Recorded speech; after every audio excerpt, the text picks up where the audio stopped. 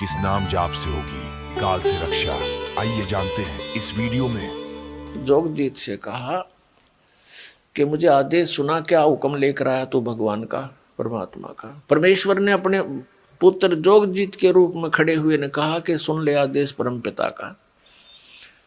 तूने परमात्मा के बच्चों को घना सता रखा है, कोई गधा कुत्ता सूअर बना रखा है। किसी को कैंसर है, किसी को पेट में दर्द है, किसी को हाई बीपी है, किसी का लो है, किसी का हाथ कटा है, किसी को अंधा कर रखा है।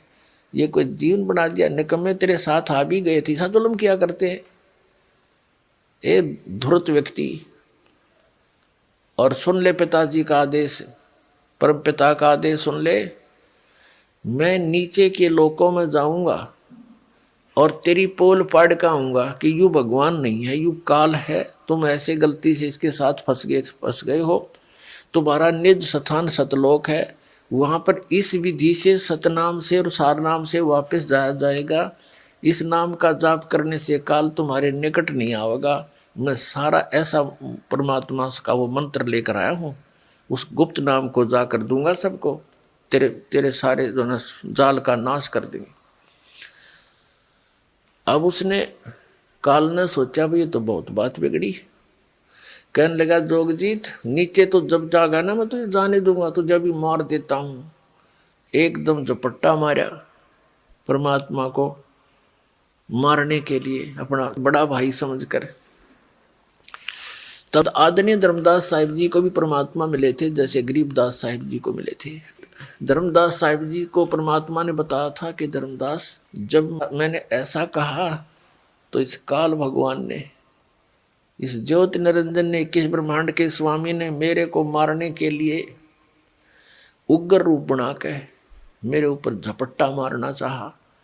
धर्मदास जी से परमात्मा कह रहे हैं, मैंने सतनाम का नाम सुमरण कर दिया समाज से, और उस सुमरण में इतना बल है धर्मदास। ये भूत प्रेत पितर और ये देवता राक्षस भैरव बैताल और ये काल तक निकट नहीं आ सकता। भैरव बैतालों का तो जिक्र की है। मैंने ऐसा श्रवण कर दिया, एक बार श्वास का लगा रहा, ऐसे गिर गया नीचे जाकर, दूर पड़ा धड़ाम जैसी, और इतना विवश हो गया ये काल धर्मदास, जैसे पक्षी की पांख कट जाती है और पड़ा पड़ा तड़पता है, उसका और कोई विकल्प नहीं, उड़ नहीं सकता वो। ऐसी स्थिति होगी, इस नाम में इतनी ताकत है। और फिर जब इसने देखा कि इसके पास जबरदस्त मंत्र है, ऐसे तेरी पार बसावेगी नहीं, तेरा बल नहीं चलेगा, तो उसने चापलूसी का सहारा लिया। किसने? इस काल ने। नीचे सरक सरक कर मेरे पैरों में आकर गिर गया, पैर पकड़ दिए और कहा, जोगजीत तू मेरा बड़ा भाई, मैं तेरा छोटा भाई। छोटे तो गलतियां करते हैं और बड़े अक्षमा किया करते हैं, मुझे बालक जानकर माफ कर दो। मैंने आपके साथ दुष्टाई की, मैं मूर्ख हूं, बख्श दो मुझे। तब पैर पकड़ लिए, रोने लग गया। तब परमात्मा ने कहा, धर्मदास जी से बता रहे हैं कि मैंने कहा कि छोड़ दे, फिर माफ कर दिया तेरे को। तो उसने कहा, काल ने कहा कि जी मुझे कुछ असुविधा है मेरे लोक में, आप तो समर्थ हैं, पिताजी का आदेश लेकर आए हो, वही आपके पास पावर है, मुझे कुछ सुविधाएं और प्रदान कर दो। तो परमात्मा ने कहा अपने पुत्र जोगजीत के रूप में खड़े हुए ने कि मांग के मांगता है भिखारी। तब ज्योति निरंजन ने कहा कि वचनबद्ध हो जाओ प्रभु, तब मांगू।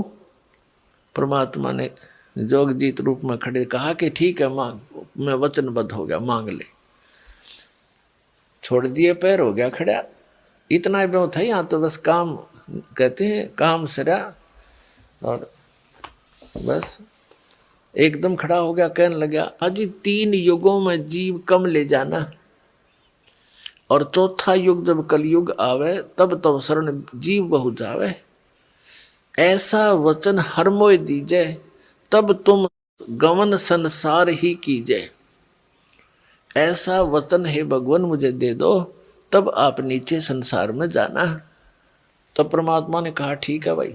और दूसरा ये कहा कि आप अपना ज्ञान देकर अपना बनाना, बाई फोर्स ना लेना, बलपूर्वक किसी को अपनी शरण में ना लेना।